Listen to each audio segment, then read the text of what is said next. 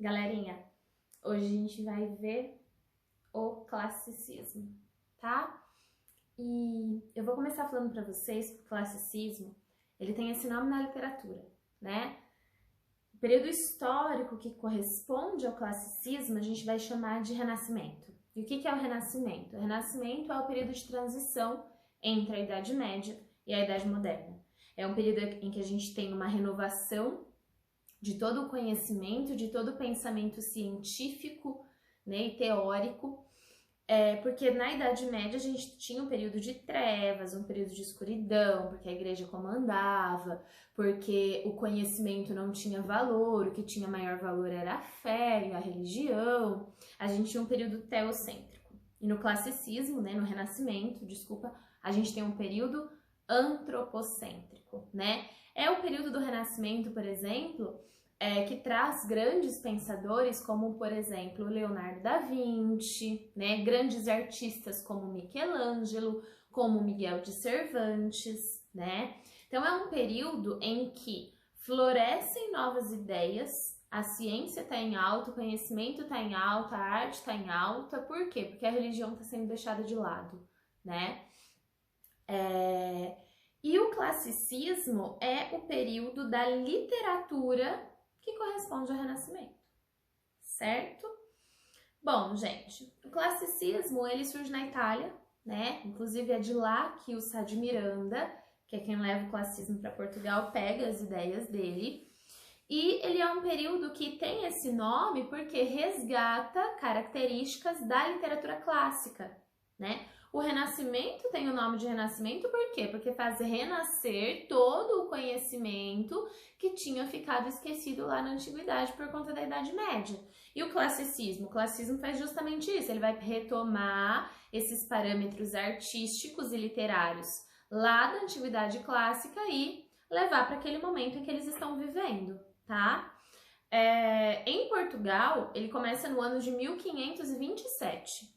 Que é quando um poeta chamado Sá de Miranda retorna de uma viagem que ele havia feito para a Itália. E lá na Itália ele conhece o estilo clássico, né, de escrita, que é o estilo novo, que em italiano era chamado de Dulce Stile Nuovo, tá? E o Sá de Miranda conhece esse estilo, leva ele para Portugal no ano de 1527 e a partir desse momento outros poetas começam a adotar esse estilo de escrita também e nasce, portanto, o classicismo em Portugal, tá? E que tipo de produções literárias a gente tem no classicismo em Portugal? A gente tem os 3 gêneros literários sendo produzidos durante o classicismo também, né? Então a gente tem o gênero épico, que é o gênero da narrativa, não com uma narrativa do jeito que a gente conhece hoje, mas com uma grande epopeia, que eu já vou falar qual é, tá? Do Camões. A gente tem a produção de gênero lírico, que é justamente utilizando esse doce estilo novo trazido da Itália, e esse estilo novo corresponde à produção de sonetos, tá? Então, como eram esses sonetos? Os sonetos são poemas escritos em versos decassílabos, tá? O que são versos decassílabos? São versos que têm 10 sílabas poéticas, 10 sílabas métricas, né? Então, esses versos, eles têm sempre 10 sílabas poéticas. Os sonetos são compostos em 4 estrofes, sendo que as 2 primeiras estrofes têm 4 versos cada uma e as 2 últimas estrofes têm 3 versos cada uma, tá? Então, a produção lírica desse momento do classicismo é especificamente de sonetos, né? E quem eram os autores desses sonetos no período? O Camões, também, né? O Sá de Miranda, que foi quem levou a medida para Portugal, tá? E nós também temos a produção de gênero dramático. Com qual autor? Com o Antônio Ferreira. O Antônio Ferreira era um dramaturgo, né, que viveu nesse período da literatura portuguesa e escrevia tragédias, e essas tragédias seguiam o modelo clássico, né? Aquele modelo que havia sido preconizado pelo Aristóteles. E qual era esse modelo de tragédias? Tragédias eram textos escritos, né, como todos os textos do gênero dramático, escritos para serem representados em um palco, e que tinham como principal objetivo gerar a catarse. E o que é a catarse? A catarse é a identificação que o espectador tem com aquilo que ele está vendo. Por quê? Porque, segundo Aristóteles, quando há a catarse, quando há essa identificação do espectador com aquilo que ele está vendo, ele vai expurgar os seus sentimentos ruins e ele vai aprender com aquilo, né? Então, a tragédia, ela tinha esse objetivo e o Antônio Ferreira escrevia tragédias nesse modelo clássico, tá? Geralmente ela retratava personagens mais nobres, né, de classes sociais mais elevadas, e elas sempre acabavam mal, né? Por isso que hoje a gente chama de tragédia as coisas ruins que acontecem. A tragédia mais famosa do Antônio Ferreira é uma tragédia chamada A Castro, que conta também a história de amor entre o Dom Pedro e a Inês de Castro, aquela que depois de morta foi rainha, que eu contei para vocês no último vídeo, certo? Então essas são as produções literárias do período do classicismo. E quem é o grande autor do período que nós temos que estudar especificamente? O Camões, tá? Então vamos lá, vamos a ele. O Camões, gente, ele era um poeta, né, que sempre escreveu com muita qualidade estética, né? Então todos os textos do Camões, sejam eles do gênero épico, os Lusíadas, sejam do gênero lírico, os sonetos dele, são textos que têm uma qualidade estética muito grande, tá? E o Camões, ele produziu dois tipos de texto, né? Ele produziu os seus sonetos, né? Poesia lírica, ele também produziu poesia lírica como as poesias palacianas, tá? Mas o que nos interessa mesmo na obra dele são os sonetos, certo? As poesias palacianas que a gente estudou no outro vídeo também. E, além dos sonetos, que são famosos do Camões, ele também produziu uma grande epopeia chamada Os Lusíadas. Esse daqui, essa é a minha edição dos Lusíadas, tá? E eu vou começar falando dos Lusíadas, então. Os Lusíadas, como eu disse para vocês, é uma epopeia. Então, peraí, Amanda, o que é uma epopeia? Vamos lá. Uma epopeia é uma história escrita em versos, tá, gente? Que conta, desculpa, que conta algum fato heróico, né? Que conta algo relacionado a um grande feito de uma pessoa por alguma pátria. As duas grandes epopeias, na verdade são três, né? Grandes epopeias da Antiguidade Clássica são duas gregas e uma romana. As gregas são Ilíada e Odisseia do Homero, tá? E a romana é Eneida, do Virgílio, certo? A Ilíada conta a história da Guerra de Troia, o grande herói da Ilíada é o Aquiles, tá? E a Odisseia conta a história do Odisseu, também chamado de Ulisses, que depois de lutar na Guerra de Troia leva 10 anos para chegar em casa. Então ele é o herói, né, dessa epopeia, Odisseia. E a Eneida conta a história do Enéas, que é o herói lá da pátria romana, tá? Então percebam que a gente sempre tem uma pátria, uma figura heróica e esse fato heróico sendo contado, tá? Bom, aí galerinha, o Camões resolve, então, ao modelo dos grandes autores da antiguidade, também escrever uma epopeia, dessa vez sobre a sua própria pátria, que é qual? Portugal, né? E por que essa epopeia do Camões chama Os Lusíadas? Porque ela conta a história dos portugueses. E a terra de Portugal, naquela época, também era conhecida como Lusitânia. Então, os Lusíadas são quem vivia na Lusitânia, os portugueses, portanto. Ok? E essa história, ela é centrada em um herói chamado Vasco da Gama. É uma história que aconteceu de verdade, né? A história do Vasco da Gama. Só que o Camões pega essa história real e coloca nela elementos do maravilhoso, elementos do imaginário. E que elementos são esses? Bom, a história é a seguinte, gente. O Vasco da Gama, ele era um grande navegador português, e ele porque queria chegar às Índias por caminhos nunca antes utilizados, por mares nunca antes navegados. Ele queria chegar às Índias passando por baixo do continente africano. O problema é que, em um determinado ponto desse trajeto, tinha um lugar chamado de Cabo das Tormentas, em que todos os navios que passavam por lá naufragavam, desapareciam, não sobrava ninguém para contar a história, era um lugar muito perigoso. E o Vasco da Gama, se considerando um grande navegador, disse: eu vou conseguir chegar lá por esse caminho. Então ele vai, né? Ele junta todo um conjunto de pessoas, né, para levar com ele, e eles partem. Quando eles partem, e esse é um episódio importante dos Lusíadas, no momento em que eles estão no porto se despedindo da família, aparece um velho assim, macabro, falando para eles que eles estavam sendo muito gananciosos, sendo muito ambiciosos e que aquilo ia levá-los à destruição.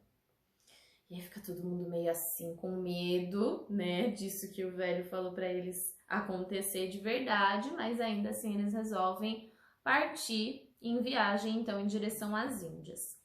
Então, na história do Camões, o que acontece? Eles partem, né, nos seus navios, e o Camões vai contando pra gente tudo o que acontece, tá? E na história do Camões, nós temos o plano da realidade, que é o do Vasco da Gama, lá na viagem dele, o plano do maravilhoso, que é qual? Que é a narrativa, a história dos deuses do Olimpo, que alguns tomavam partido do Vasco da Gama, outros não. Então, alguns queriam que o Vasco da Gama chegasse até as Índias por esse caminho, outros não queriam, né? Quem não queria principalmente? Quem não queria principalmente era o deus que comandava os mares, tá? E por que ele não queria? Porque os mares eram de posse dele. Esse deus é o Poseidon, na mitologia grega, né? Só que os nomes que o Camões usa nos Lusíadas não são os nomes gregos, são os nomes romanos, tá, galera? Então ele não queria, ele era deus dos mares. Como que um humano ia lá desbravar os domínios dele? Não, né? E quem queria que o Vasco da Gama chegasse era Afrodite, na história chamada de Vênus, né? Porque ela é a deusa do amor e os portugueses são muito amorosos e ela gostava de Portugal. E o amante dela, né, que era quem? O Ares, o deus da guerra, ele também queria, porque além dos portugueses serem bons soldados, ele era o amante da Vênus, então ele fazia tudo que ela mandava, a mulher sempre manda, né? Então fica esse embate lá dos deuses e eles vão também ajudando ou atrapalhando o Vasco da Gama nessa viagem, tá? Com tempestades, né, e coisa e tal.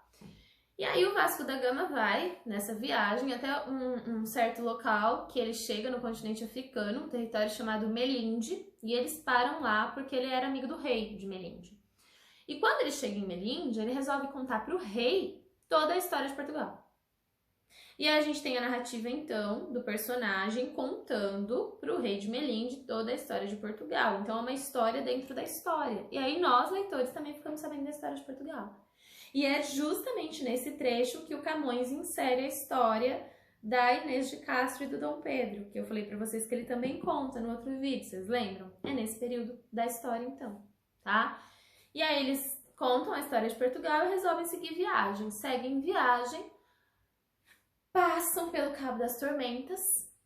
O Cabo das Tormentas, na história dos Lusíadas, é representado por um gigante, tá? É um gigante que tinha um amor não correspondido. E por isso ele era tão mal-humorado e ficava lá afundando os navios. O nome dele era Adamastor. E aí, gente, olha só como o Vasco da Gama consegue passar por ele. Ele conversa com o gigante Adamastor, fala: gigante, calma. Você não pode ficar assim por causa de um amor não correspondido. Dizem os estudiosos que o Camões se via ali no gigante Adamastor, né? Porque ele tinha muitos amores não correspondidos, ele sofria muito por amor. E aí ele conversa com o gigante Adamastor e eles conseguem passar pelo Cabo das Tormentas e conseguem então chegar até as Índias. Quando eles chegam até as Índias, eles são, claro, reconhecidos, né? E eles são recompensados por isso. A deusa Vênus manda uma ninfa chamada Tétis convidá-los para um banquete na Ilha dos Amores, onde eles se deliciariam com os pratos maravilhosos, a natureza exótica, as mulheres, as virgens que estavam lá à disposição deles. E ela mostra para o Vasco da Gama a máquina do mundo. E o que era a máquina do mundo? Era nada mais, nada menos do que o conhecimento de todo o universo que não era dado aos mortais. Esse conhecimento era dos deuses. E ali, naquele momento da história que o Camões conta, o Vasco da Gama recebe esse conhecimento. É interessante para nós, leitores, lermos essa parte e perceber e ver como os portugueses daquela época enxergavam o universo, como era o mecanismo do universo, né? Que era completamente diferente das teorias todas que a gente tem hoje, tá bom? E essa é a história dos Lusíadas, tá, gente? Então, a epopeia, sendo esse texto que narra uma história de um herói que representa uma pátria, um feito heróico. Quem é o herói? É o Vasco da Gama, tá? Qual é o feito heróico do Vasco da Gama? Chegar até as Índias por mares nunca-dantes navegados. Qual é a pátria que ele representa? Portugal. Certo? Então, é uma história que engrandece o país. É uma história de caráter nacionalista, ok?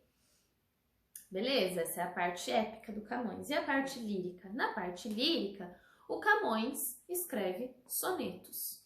E esses sonetos, eles versam principalmente sobre dois temas, tá? Sobre o amor e sobre o desconcerto do mundo, né? O que é o desconcerto do mundo? É o mundo estar desconcertado naquele período e o eu lírico que se enxerga nesse mundo que está desconcertado, esse mundo que está todo do avesso, em que existem coisas muito erradas. É muito diferente do que a gente tem hoje? Não, galera. Por isso a gente vai dizer que a poesia do Camões é uma poesia de caráter universal e atemporal. Por quê? Porque ela serve para qualquer lugar do mundo, em qualquer época, tá? Então, nos sonetos, ele traz as características do classicismo, que são quais? Então, vamos lá, características do classicismo, anotem aí. Linguagem clara, objetividade, tá? O sentimentalismo exacerbado, ele é deixado um pouco de lado, são textos de caráter um pouco mais objetivos, mas nem tanto, porque ele ainda trata de amor, né? Nós temos também referências à mitologia, né? Figuras mitológicas aparecem nos poemas, certo? Nós temos um racionalismo também nessas obras e uma valorização intensa da forma, tá? Então eu vou dar um exemplo de poema, de soneto do Camões para vocês. A gente tem o mais conhecido, que é o Amor é fogo que arde sem se ver, esse vocês vão pesquisar para quem não conhece.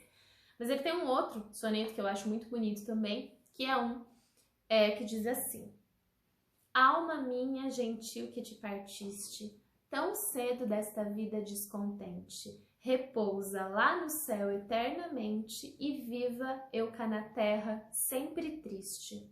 Se lá no assento etéreo onde subiste, memória desta vida se consente, não te esqueças daquele amor ardente que já nos olhos meus tão puro viste.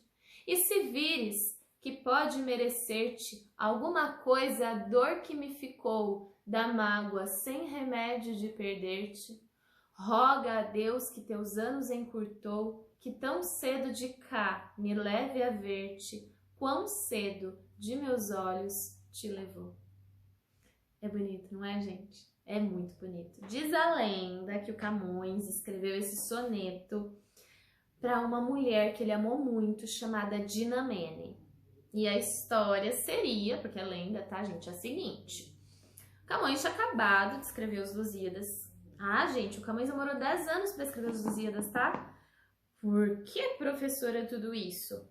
Porque os Lusíadas têm, gente, pasmem, 8.816 versos, divididos em 1.102 estrofes, todas elas de 8 versos decassílabos rimados, ok?